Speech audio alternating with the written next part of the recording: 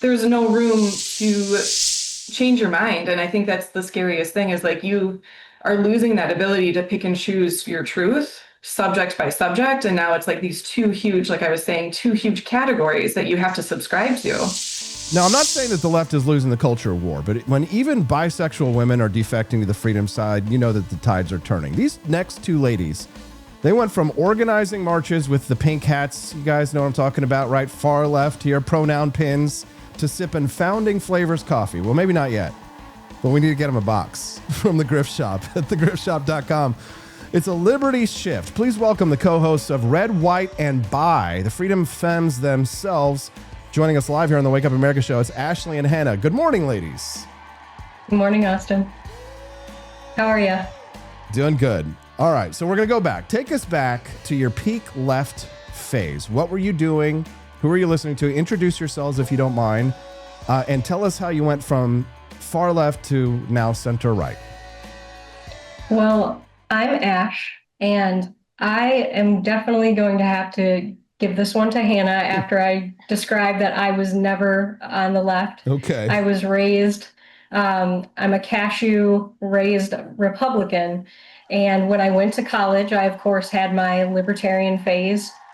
I went to the University of Michigan, and I saw libertarians on campus, like with gun registrations for people. And I was like, this is the coolest thing I've ever seen. So my first election, I, of course, voted for Bob Barr. Nice. And was really excited about him, and I loved him. Yeah, I worked on that campaign. That was my first presidential campaign I worked on. All right. Yeah. And then I voted for you in a primary. Oh, and then, right. Hey, all right. You know, and really like, I told Hannah, like my big libertarian phase was really like you saying, I want gay married couples to defend their marijuana fields with machine guns. I'm like, this guy is it, you know? Number one. But like you, I think after a while, I came around to the idea that maybe the Libertarian Party itself wasn't exactly realistic. I think part of growing up is holding on to the ideals that you have, but maybe knowing like you got to be a liberty person who infiltrates the bigger parties to really affect the change. Hannah was very different. She has a much like more of a roller coaster. So I'll let her tell you a little bit about herself. Yeah, I'm afraid I bear the full brunt of the responsibility of having been on the left. I had a wildly different upbringing than Ash. I don't know if you're familiar with Jesus Camp, the documentary. Oh, yeah. Mm-hmm. But that was pretty much my childhood. And so the pendulum swings the other direction, right? So I was like rabid feminist, very left. I don't know if I'm allowed to swear on the show, but I wore a shirt to the Trump-Hillary election that said pussy bites back. So like I was definitely drinking like the pink Kool-Aid.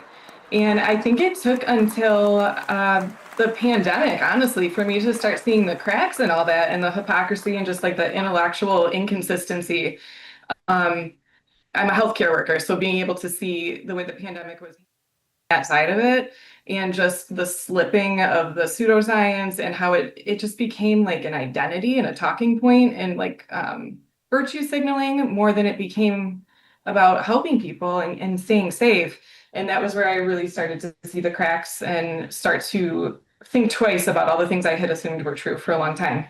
Gosh, that is such a fascinating story. And people love to hear that. Ashley, we don't get credit for being right the entire time. You know, no. That's the thing is that society loves a convert. And as we know from having sort of, evolved away from the liberty cult, if you will, societies hate a heretic. And I'm feeling very much like a heretic. I'm feeling like a rebel among rebels lately. And we're going to talk about that a little bit closer to the end of the segment. But like, let's keep it sort of broad based now. I'm not sure if you heard earlier in the show, but I was talking about this study that came out that showed that the percentage of college students who are self-identifying as LGBTQIA plus is starting to go down. Mm-hmm. The assumption would be that people are just tired of it, or that it's not a rebellion anymore to identify as, I don't know, queer, LGBTQIA plus. So talk to about it from my from your perspective. do you believe it? Do you think that it's starting to recede? Good thing, bad thing for our society? Talk to us a little bit about that. I think it speaks to like a histrionic nature, the culture itself, like selfie culture, and the fact that, people want to have the post with the most likes could breed some histrionics in kids. And I think it was trendy for a while to say you were trans, and it's a good way to get attention. And it's the same was true when I was in high school, and there were two girls who may or may not have been gay who were definitely making out in the hallway. And it's like, it's one thing to just be like, this is who I am, and I want to be myself, but I want to be left alone, treated like everybody else.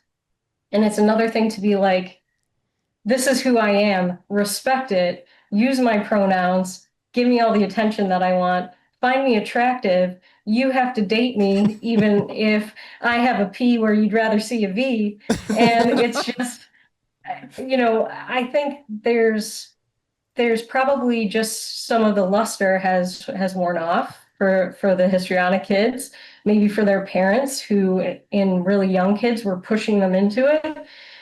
But also it's like at the same time, maybe they just realized they didn't get what they wanted out of it. And they're just like, okay, like that didn't work out for me. It didn't make me feel special. It didn't make me feel loved. So I'm just going to move on to the next thing. Hannah, anything that you could add to that? Agree, disagree? I think it's interesting that these things go in trends at all, right? Like, because it's supposed to be about who we are, what we find attractive, who we love. The fact that it obeys trends and you see like these like ebbs and flows is interesting. Going back to my like convert past, if you want to call it that, I remember being in an argument with leftist friends one time about whether or not I was bi or pan. And I had like kind of recently come out as bi, and they were a group of friends were like arguing with me about what I was. Like they thought they knew better than I did. And so it's like people are so convinced that they have a definition, like this is a box and people belong in this box. And I think there's pressure, whether it's as outright as what I experienced or not. I think there's this like societal pressure, like, hey, you belong over here. And I think a lot of people are susceptible to that. I don't know where we started telling people who they are, like why that became a thing, but I'm definitely seeing it. And it's nice if kids are at least starting to see that they have an option. No one gets to tell them who they are. Well, it's fascinating because being bisexual as you are, what I have heard from the community is that the bullying of bisexual people has stepped up in recent years because sort of what you're describing, which is this dynamic, because in some ways it reinforces a binary, doesn't it? Mm-hmm. Yes. Talk to that. Yeah, I was in high school the first time I came out. And then, I think like I was just still growing up. So for a while, I still went back to identifying as straight, but I was 17 and I thought Angelina Jolie looked pretty good in Tomb Raider. And we don't know how these things happen, but she did. But basically, I had a friend who he identified as homosexual, and he was like, no, bi is just you're on the road to gay. It's just a pit stop on the road to gay. They do that to men. They do that to men, especially very much. Yeah. Exactly. I feel especially bad for bisexual men. I think we're both of the opinion, and it's just an opinion, that everybody is a tiny bit bisexual, like in the right circumstances. But I don't think society gives people much room for that, and especially men. Like, there's no room for that. It's like if you have that at all, you're just gay. First of all, it's so unfair. I don't know if that's true. You did say everybody, but I'm going to say absolutely not. And the social cost of me agreeing with you on that is so high that I have to ensure that it seems like I'm joking, so nobody could ever misconstrue me as being gay. Because then once you lose your man card as a straight guy, you say anything. Yeah. I mean, we've kind of got the knives to our throats. You get the Katy Perry "I kissed a girl and I liked it." We have to suffer. Yeah. There is sort of a double edge to that. Like, nobody takes a bi girl seriously, right? It's like, oh, you're looking for a free drink with your girlfriend at the bar, or it cuts both ways. But I agree that men have more to lose and more at stake, and that's like the left wants to call themselves feminists, and that's how you treat men. Like, what? So it doesn't line up for Hannah, me. what was it like? Did you lose friends when you went from far left to center right? What was your personal experience when you walked away from the cult?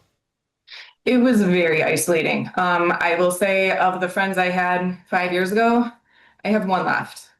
And it was heartbreaking. You know, I questioned myself. I would question how people saw Ash, because that was the time in my life where I did start asking these questions, and she taught me a lot. So it's like, they're just thinking that I'll agree with whoever I'm dating at the time. I know it affected like my family dynamic a little bit, where I had argued with some people pretty fervently when I was on the left, and now I'm on the right. And where does that put me with this person? I tread more carefully, like at work, amongst new people I meet. It's definitely made me more cautious and less open. Yeah, very isolating. There's no room, just like there's no room to change your mind. And I think that's the scariest thing, is like you are losing that ability to pick and choose your truth subject by subject. And now it's like these two huge, like I was saying, two huge categories that you have to subscribe to. Now, And my brother has gone through a similar evolution. He was never hard left. He was always more of like a reasoned centrist Democrat type. But now he's full blown signed up for the Sons of the American Revolution with me. He's waving American flags. He sees the threat, not just to American civilization, but to Western civilization as a whole. And this is how I'm going to use this to kind of like sideways discuss some of the more topical issues regarding where the liberty movement in the United States is headed, because I noticed a bunch of sneaky likes on some of my posts recently. I don't know if Ashley and Hannah are of like mind on the question of Israel, Western civilization, Thomas Massey, where the libertarians are on that question. But I have sort of been a heretic lately on the Israel question, just because I don't know. I don't really identify with the white supremacists like Groyper types. Yeah. How dare you? I don't get along with them that well. Yeah, it's I really have followed so many people on social media and just like the up and comers for years. And the minute that, it seemed to me that people were just unresearched, and maybe they were flashy and everyone was following them, but I didn't really get that they knew what they were talking about. I just kind of stopped paying attention.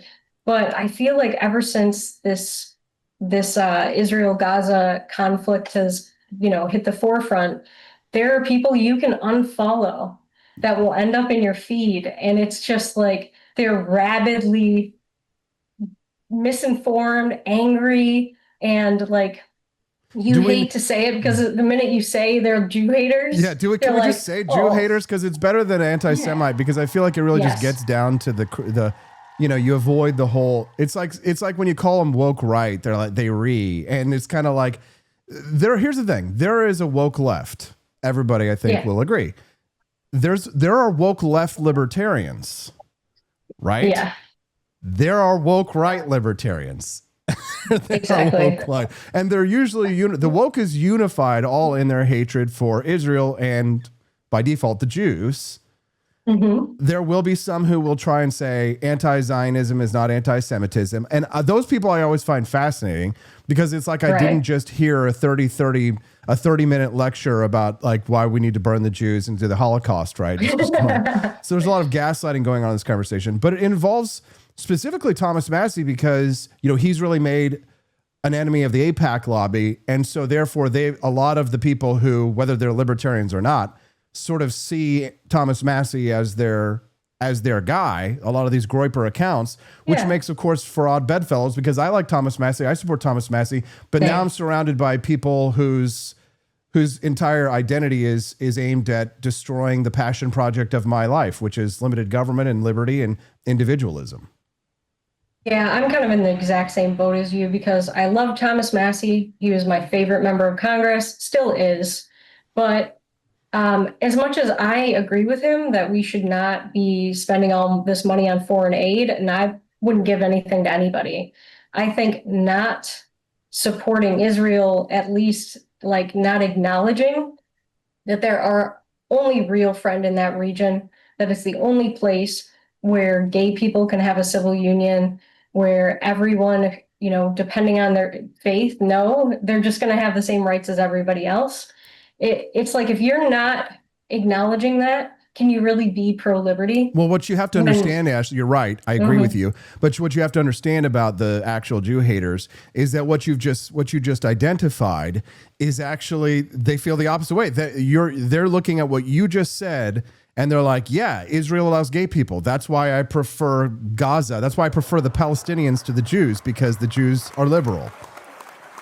Yeah, I guess, and I don't mean to like drop names, but it's like, somebody who I really believe is not a crazy person is Dave Smith. Okay. And I watched him for years on Kennedy, and I always liked him. And now it's like, why on this one particular issue are you not making any sense as somebody who has always professed to be so pro-liberty? It's like, I don't think Dave Smith hates gay people. No. It's like, what's going on? Like, I really want to understand. It feels like he's sort of almost being puppeteered, right? Or that he's got like the woke mind virus to some extent. I mean, if you know anything about anti-war comm, and you know anything about sort of like the darker elements of the libertarian movement, which I've seen, then you know that there has always been this sort of special hatred for Israel and by proxy the Jews. Sure. I don't know, Dave's mind. I would love to ascribe to him the benefit of the doubt, but he doesn't seem to be earning it from what I'm telling. Especially because when we had a debate a couple of years ago, I realized how woefully uninformed he was. And there are rhetorical tricks that you can use to build a cult audience, not based on any level of intelligence. I think Candace Owens is a perfect example of that. But by using rhetorical tricks to build a cult audience, not because superior argumentation, because I knew that what Dave was doing was rhetorical tricks in order to confuse people from the fact that he had no concept of the true titanic war of civilization between Israel and Hamas. I actually thought when Douglas Murray and he on Joe Rogan, when he said, "Have you ever been there?" They were mocking that. They were mocking that, and I was kind of like, travel is fatal to prejudice and bigotry, as Mark Twain, my fellow Missourian, said. So if you did go there, you probably would have a better idea of what the hell's going on in the ground. You don't have to go there to know a lot about it, per se. But but there's a strange celebration of ignorance. I remember I said, you need neocon friends to sort of hear people who disagree with you so that you can understand how to argue better against them. He's like, you need fewer neocon friends. And I thought about it. I'm like, this is a celebration of ignorance. This is a celebration, and it is ignorance, in my opinion. I mean, I feel like I'm taking crazy pills because I'm definitely cast out for being nice to Jews these days. But I have to defend the truth when I see it. Ashley, Hannah, agree, disagree, something in between? Definitely agree. And it's one of those things where you can say, I'm just asking questions, or this is just my opinion. And then you take the onus of the truth and any facts off of your plate completely. Right. And then you just get to be out there having your opinion. When in reality, when he talks to people like Brandon Tatum or Coleman Hughes, and they tell him historically why he doesn't know what he's talking about, he just then waits for the segment to be over and then monologues on Twitter because of what he couldn't do on a live stream. Right. And to me, that's just disingenuous. Yeah, I knew he was in trouble when he brought up this talking point about like the water, like Israelis aren't allowing water to get into Gaza, and I was just kind of like, oh my God, that's like one of the most easily debunked talking points from the left that there are, which is that, first of all, Hamas steals all the water pipes and uses them for rockets. Second of all, Egypt absolutely could bring it in there. They're taxing their own people. It's like all of these things. And I realize it's coming from anti-war comm. It's coming from, the kind of Dallas Buyers Club looking people over at anti-war comm who, they've sort of like held them in thrall. They have a thrall in the United States. And it's weird because you don't really find this kind of, I don't know, ignorance overseas with liberty movements. You got Javier Milei, who friggin' rocks. But a lot of them, they don't like Javier Milei because Javier Milei likes Jews. Have you noticed that? Yeah, yeah. And to me, it's like Weird. Hannah and I, we've got our passports, and it's like if things ever get really hairy, as long as Javier's there, we're going to Argentina. Buenos I'll hang Aires. out with all the former, the Nazi ancestors. That's where Adolf Hitler went. He didn't die in the bunker. He went to Argentina. There you go. You guys are great. Yeah, You've got your own show. It's called Red, White, and Bi. Tell us about it, ladies. Basically, like I have loved talking about politics forever. I thought it would have been really interesting to get Hannah involved because she has a more moderate voice to sort of rein me in from my far right radical for capitalism Ayn Rand stance and just bring me to the JFK era of lowering taxes but not being necessarily as wackadoo as I am. And I love her story. Yeah, I think we have a good dynamic that way. She's so politically savvy and she knows so much. Like you guys could probably talk all day and I could just like sit there and not. So I try to honestly, I try to represent more of an everyman sort of perspective. Like it's okay to admit you don't know about something. You don't have to have a rabid opinion and defend it just because you think you're supposed to. Mm-hmm. So I try to be there and just like represent someone who is asking questions, who hasn't made up their mind yet. And it's cool to watch the play of Ash's knowledge and my searching. Honestly, I think that you guys have a place in this debate. We definitely need more voices like yours, rebels within rebel. I mean, you guys are kind of the epitome of the rebels within a rebels, that's the vibe over here at the For Liberty Network. Yeah. So let's definitely have you ladies back again soon. When's your next podcast coming out? When's the next episode of Red, White, and Bi coming out? We typically release one every weekend. So we typically will record on Friday night and release it on Saturday. There it is. So Saturday. So keep an eye out for this Saturday for the next edition. You can find it on Spotify. You can find it on iTunes. Is there a website or anything they can go to, or what do you recommend? Just Spotify, YouTube, and Apple Podcasts. And we can also take your questions and engagement at our Gmail account, which is red, white, and the word and bi at Gmail. There we go. Red, White, and Bi at Gmail.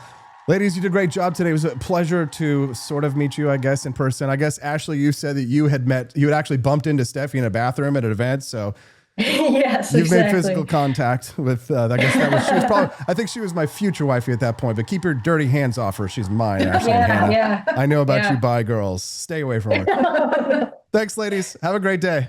Thanks so much for having us.